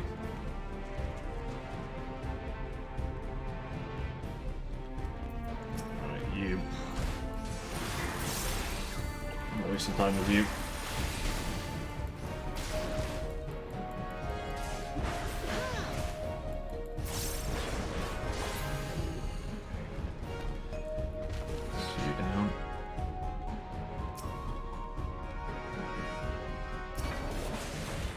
Then can we run into the next couple of rooms?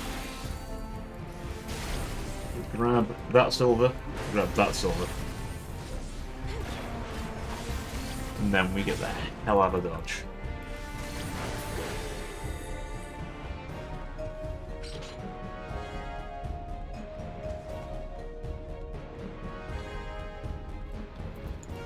I have to kill a few more then.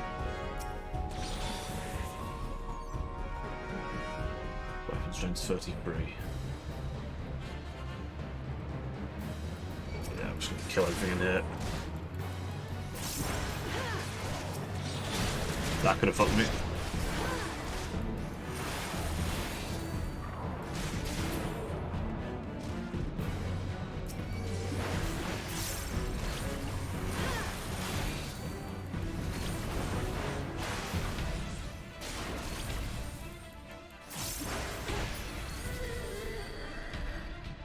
Alright. Pressure's building. Sure it's definitely fucking building. Holy fuck.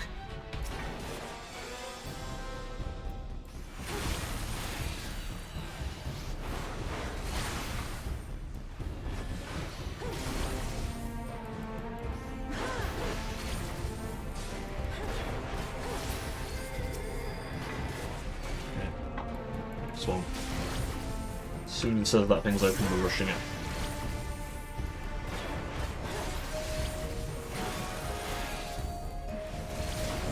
Now I'm as lower than I'd like it to be, but fuck it.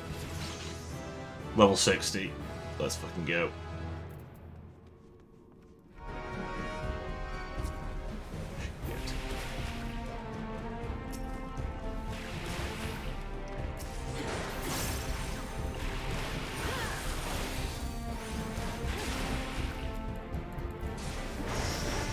as he's dead, I mean the boss.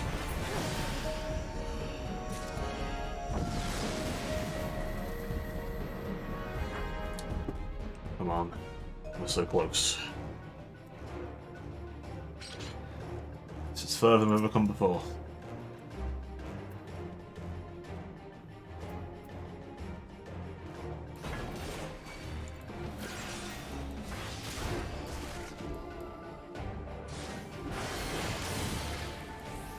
Okay, now when he summons ads, we need to kill the ads.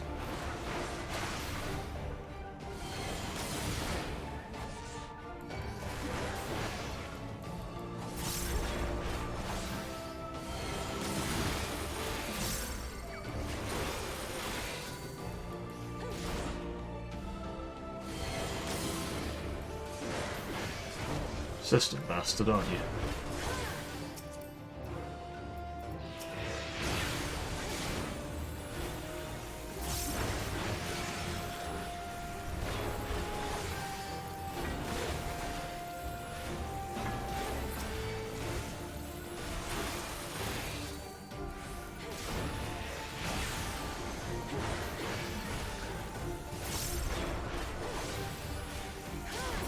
Okay. They're gone. This is the mechanic I was worried about. That's the one.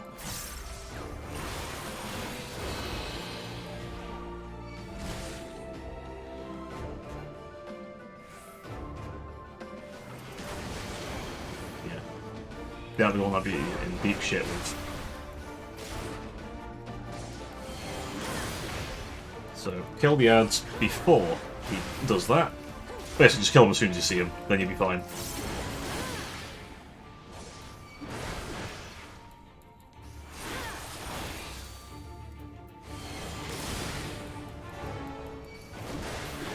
You'll summon one more of these.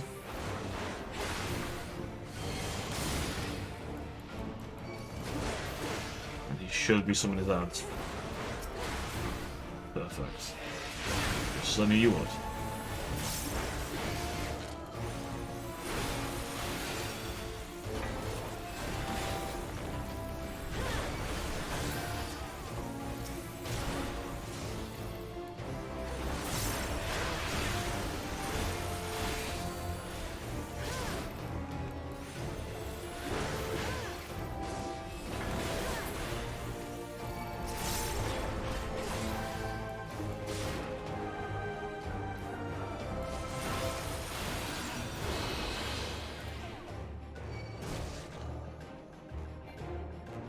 Okay, my buff and steel's gone.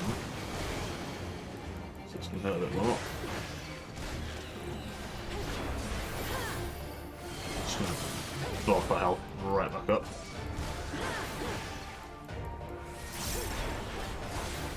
Trade doesn't really matter. There's no one else he could target anyway.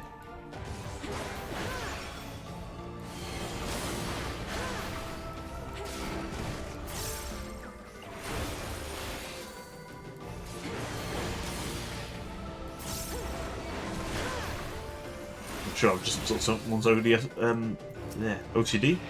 I want to say ODST, Christ, I have Halo on the brain, don't I?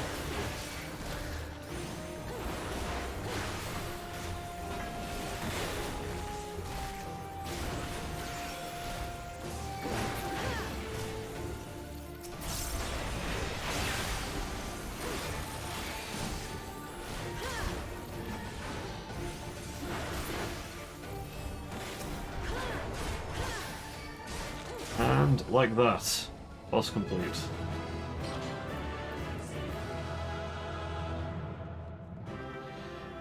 Close to the wire than I'd have liked, but we got there.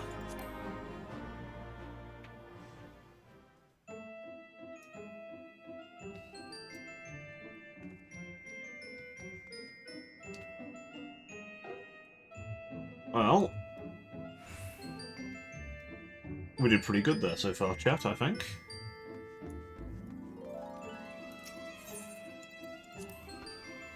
We're doing well. We're getting further than I've ever gotten before my own. Now, do I think an issue could come up where we get absolutely slaughtered?